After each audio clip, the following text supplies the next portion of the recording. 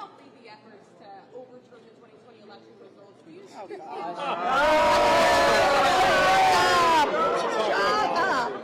One can only regard with amazement that any member of the Republican Party today would lecture the commissioner of the IRS about efficiency or organization or anything else. Look at what the Republicans are saying about the Republicans today. The world is burning around us. We're fiddling. We're fractured. It makes us look like a bunch of idiots. Oh, that's gonna hurt! Honestly, this is just refreshing. Having been forced to listen to Kevin McCarthy and co. do backflips trying to spin their own inability to govern as a Democratic issue for the past week. And all the Democrats got together with 8 Republicans and stopped it. The first thing they did, 8 Republicans, led by Gates, worked with every single Democrat. Well, let's go back to Howard. I've been craving the insight of said Democrats, especially the unapologetic ones. During today's IRS oversight hearing, a few of the Meidas favorites used their time to rightfully address the chaos running rife in the House halls. You'd agree? Okay. I'd agree. It's so weird because my colleagues on the other side of the aisle wanted to call this hearing, this is not our first, it's not our second. I've actually lost count myself of how many IRS hearings we're having. And they seemingly feel like they can fix your very complicated issues.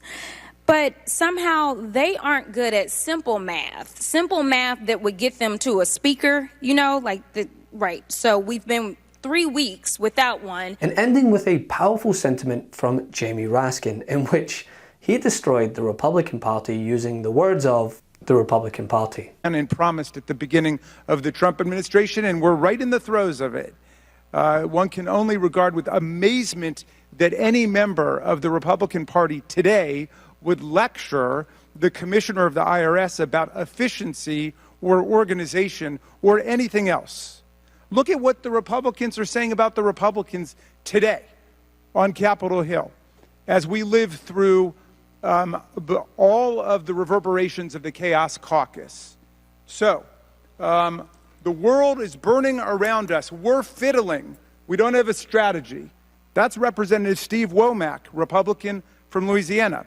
We're fractured, says a member of this committee, Representative Anna Luna from Florida. It's not a normal majority, says Representative Tom Cole, Republican of Oklahoma. Here's Representative Marjorie Taylor Greene talking about the Republicans. This conference is absolutely broken. Here's Kevin McCarthy, who used to be Speaker before he was deposed by the Republicans. This is embarrassing for the Republican Party. It's embarrassing for the nation. Here's Representative David Joyce from Ohio, who probably sums it up best. We're a party that can't govern. Here's Representative Troy Niels from Texas. We're a broken conference. Representative Tom Emmer said if it were a family, quote, we'd be the most dysfunctional family on the face of the planet. Here's Representative Austin Scott, who ran briefly for Speaker in the speakership sweepstakes taking place right now. It makes us look like a bunch of idiots. And Representative Mark Alford from Michigan, another Republican, we are a ship that doesn't have a rudder right now. So it would be great if we could actually get a Speaker of the House and a functioning House of Representatives so we could deal with these issues. And these are just some of the words, by the way. Across the board, members of the GOP forced to look at the reapings of what they've sowed are lambasting their own party for their negligence. It's outrageous. It really is. It's outrageous. In what way? Just in terms of our inability to get the job done. We should have been, this has gone on 2-3 weeks.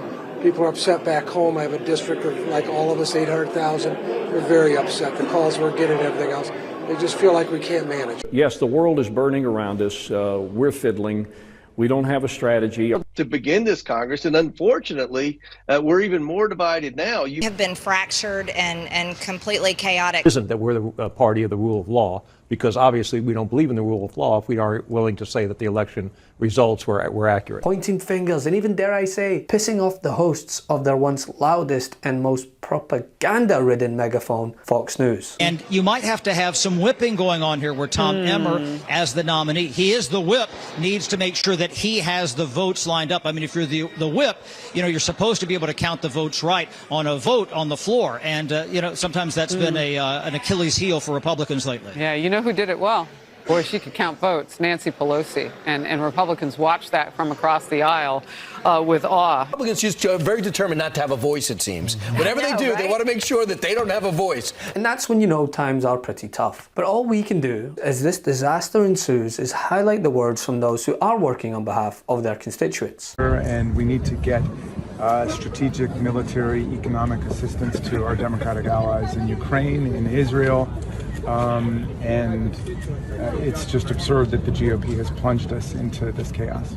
What I learned from that is, to the Republicans in America, take back your party, the grand old party, a great party that made such a contribution to our country, with great leadership in so many ways. Again, who am I to be advocating for a strong Republican Party? But it's what our country needs, in addition to a strong Democratic Party and whatever other party that people put out there. But not to have a cult to really effectively a thug as the manifestation of the Republican Party now. The same day he's in court, his chief of staff asked for immunity, and they're following the lead of the person whom his chief of staff is asking for immunity to tell the truth about.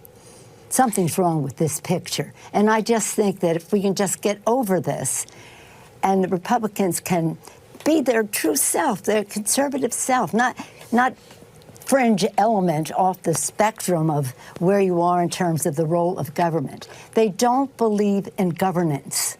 Understand that. So this for them is not any break in the action. They don't want any action. Yes, exactly. This is it. This is like glory, hallelujah. We are actually trying to govern despite Republicans' best efforts to restrict them. Opportunistic politicians haven't succeeded in totally killing the IRS by 1,000 cuts, but the cuts have gotten deep and the agency is badly wounded. As we sit in yet another Republican-led hearing to attack the IRS instead of making it work better, other Republicans are off slashing our entire Congress at the same time. They've stopped Congress from doing its work because they haven't been able to elect a Speaker of the House, so we can't pass any legislation.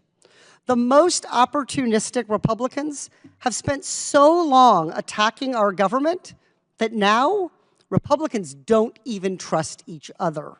Hey Meidas Mighty, love this report? Continue the conversation by following us on Instagram @MeidasTouch to keep up with the most important news of the day. What are you waiting for? Follow us now.